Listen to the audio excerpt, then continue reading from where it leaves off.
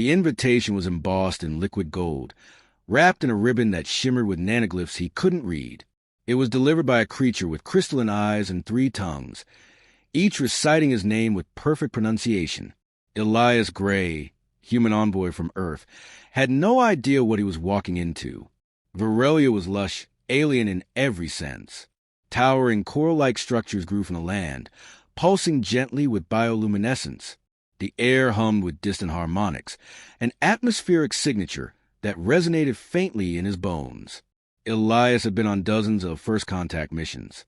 This one felt different, heavier. The Queen herself had summoned him. That alone was rare. Usually, he dealt with ministers, scholars, or the occasional high priest. Direct access to the ruling monarch on the first diplomatic approach? Unheard of, but Earth had learned to play by the host's rules. He accepted the invitation. He was led into a hall where the walls shimmered with living silk, reflecting the movements of those inside. Guards flanked him. Tall insectoid figures draped in veils, their armor etched with strange, looping patterns. They didn't speak. They didn't need to. Their presence alone conveyed purpose.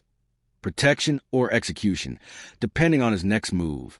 A Virelian noble glided forward, skin a deep violet, eyes rimmed with gold. She bowed slightly, then gestured toward a chamber beyond the hall. Elias followed. Inside, a long table stretched beneath a canopy of suspended biolights that changed hue with every footstep. Dishes steamed, releasing scents both intoxicating and alien. Then she entered. The Queen of Aurelia was unlike any leader he had encountered. 7 feet tall, cloaked in a flowing robe of iridescent strands, her face marked with symmetrical patterns that glowed faintly beneath her skin. Her eyes, jet black and bottomless, studied him not with curiosity, but assessment.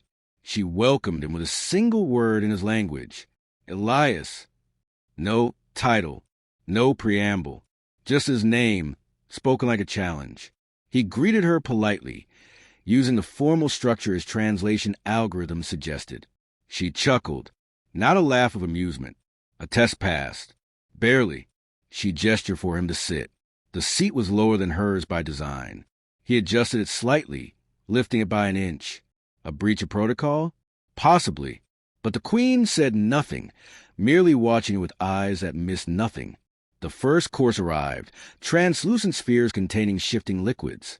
One of the servants, a young male with trembling limbs, explained their significance.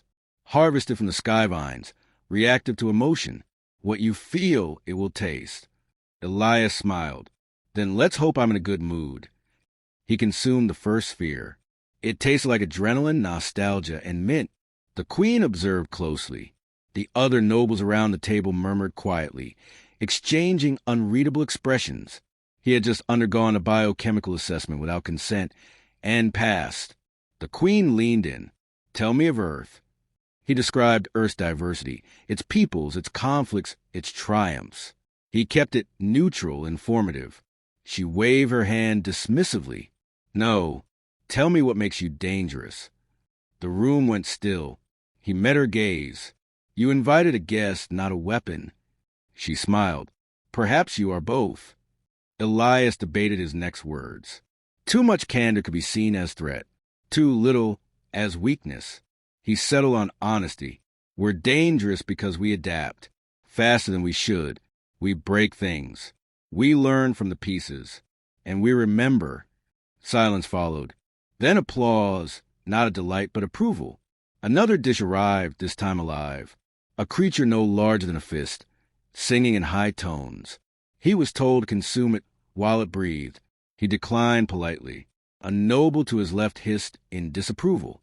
The Queen, however, simply nodded. You choose your battles.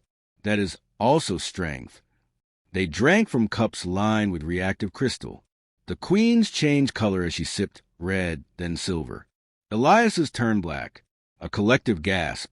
The drink responded to genetic markers, revealing unknown lineage traits. Black meant untraceable. The Queen's eyes widened slightly. How curious. He was beginning to understand. The meal was not sustenance. It was trial. Each course a probe. Every reaction measured. After the 5th dish, The queen leaned back and asked him to speak of war. He hesitated. She insisted, "Tell us how your species conquers." So he told them, not with pride but accuracy, of the world wars, of global annihilation almost realized, of peace carved through attrition and diplomacy, of machines that could end everything in seconds, of soldiers who kept fighting long after their limbs gave out. The room was silent for a long time after that. The queen spoke. "You do not celebrate your violence." He shook his head. "No, we survive it." And that, it seemed, was the key. The queen stood, robe trailing like living flame. She raised her hand. A servant approached, holding a ceremonial object, part blade, part scroll. She offered it to Elias. "I offer you to my first." Elias blinked. "You what?" The queen clarified. "Your presence, your mind, your essence. Offered. It is a right. An honor." He hesitated, unsure. "Offer for what exactly?" "To me," she said simply. "You have passed the feast of mating." Every noble in the room turned toward him, some with envy, others with amusement, a few with fear. He stood, trying to recalibrate. "I accepted an invitation to dinner." The queen stepped closer. "And in doing so, you accepted the terms of courtship." He took a slow breath. "You invited me under false pretenses." "No," she said. "We simply communicate differently. You spoke your truths. I listened. Now I offer." He looked at the scroll blade, at the chamber of watching eyes. "What happens if I refuse?" A pause. "Then I lose face, and blood will be demanded, yours or mine. Perhaps both." So he accepted. The queen nodded. The room erupted in melodic applause, deep vibrations that resonated in the walls. Later, alone in his chamber, Elias reviewed every interaction: the reactive foods, the biochemical drinks, the probing questions. Each one had been a step in a ritual, a gauntlet of compatibility.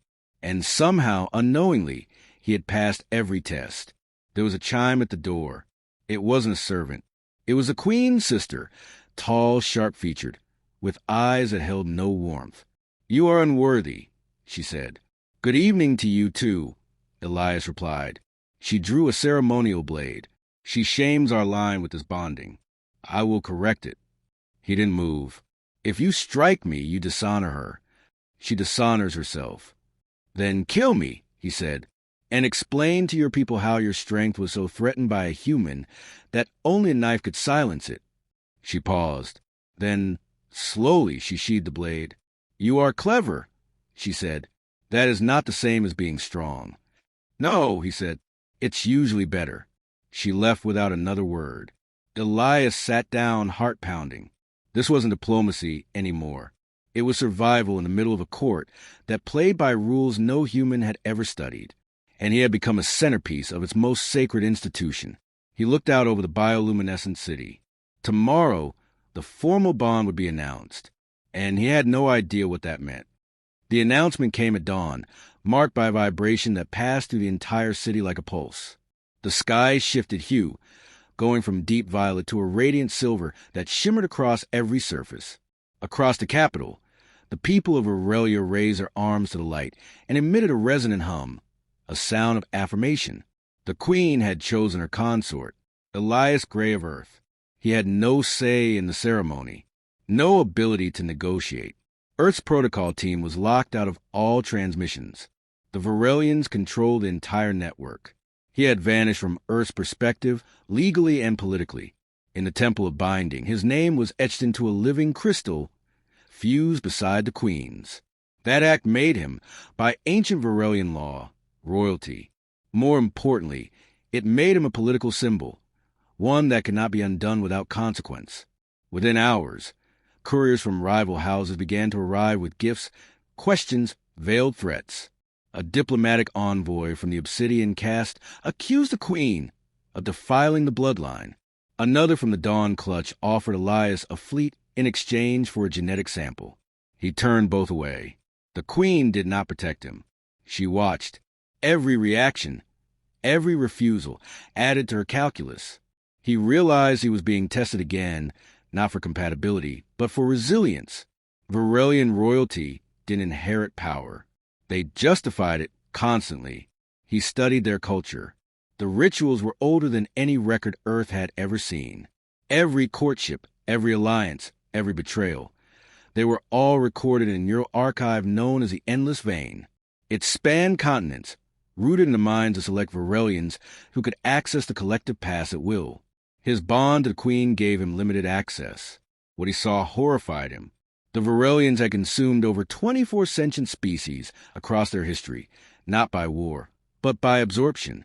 Courtships, genetic intermingling, and political unions. Then quiet erasure.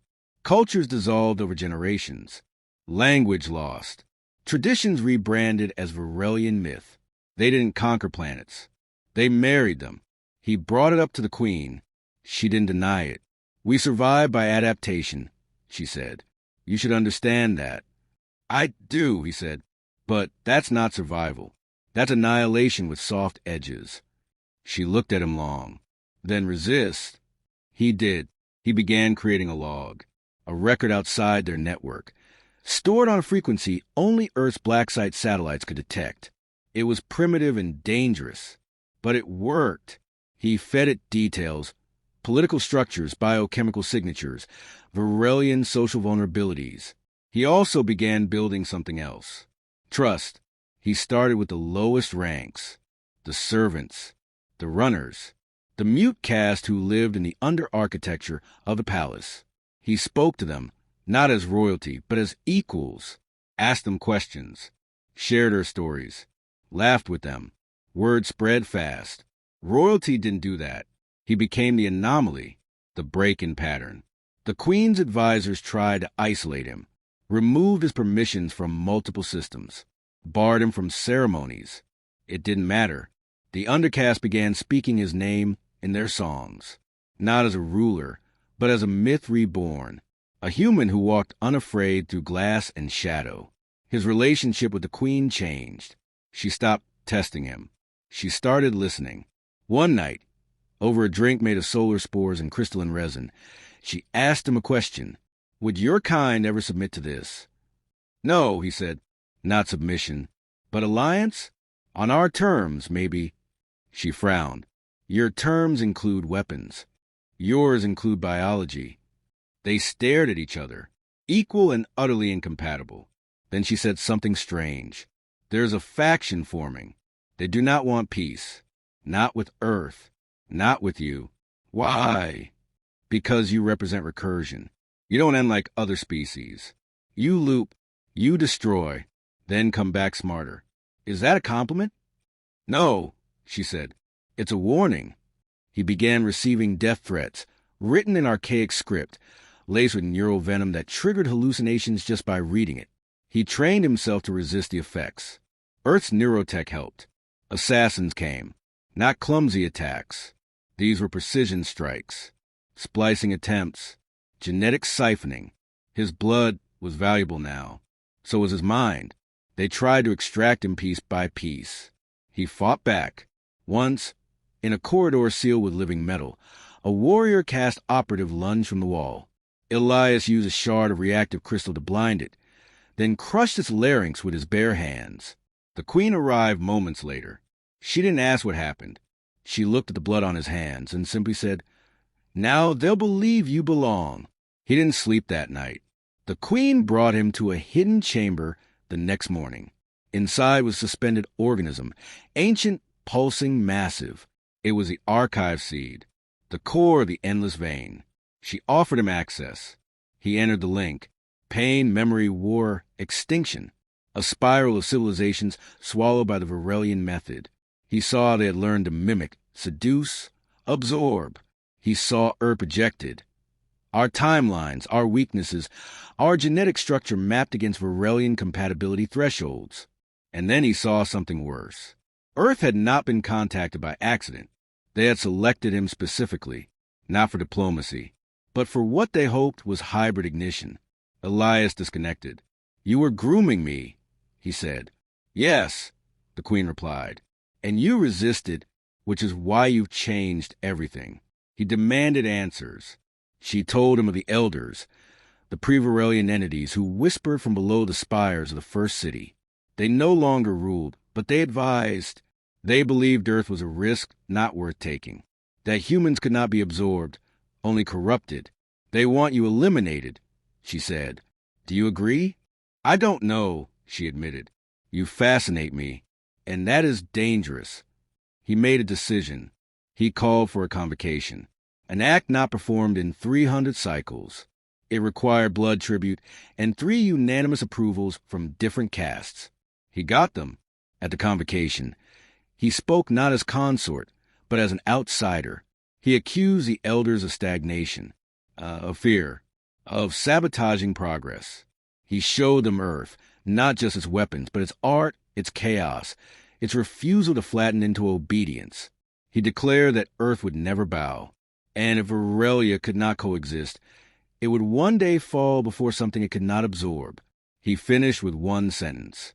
We will never be a footnote in your archive. The chamber erupted, some in rage, some in awe. The queen did not speak. She let the fire burn. That night, the queen's sister returned. You started a war, she said. No, Elias said. I offered a choice. She drew her blade again, but this time she lowered it. You have become Varelian, she said. No, he replied. I've made Varelia a little more human. She left without another word. Elias stood at the edge of the balcony, watching the skyline ripple with tension. He was no longer a guest, no longer a consort. He was a catalyst, and the next move would either unite their worlds or ignite them.